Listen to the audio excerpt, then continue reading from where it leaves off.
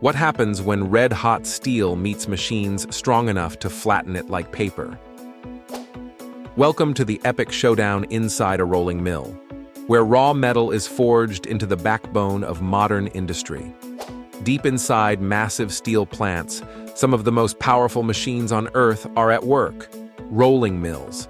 These mechanical giants are responsible for transforming rough steel slabs into perfectly shaped beams, coils, and sheets, used in everything from skyscrapers to cars.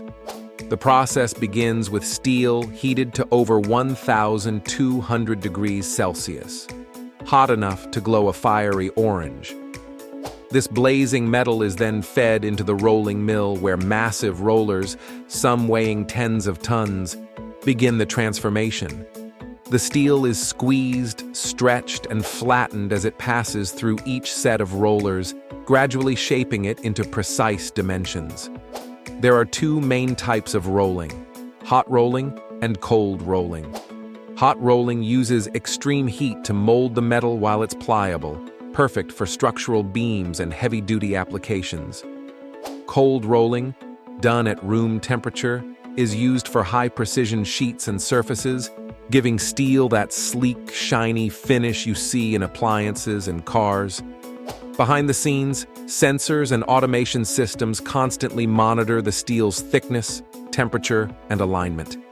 High-speed conveyor belts, robotic arms, and computer-controlled shears work together in perfect rhythm to handle the fiery metal safely and efficiently.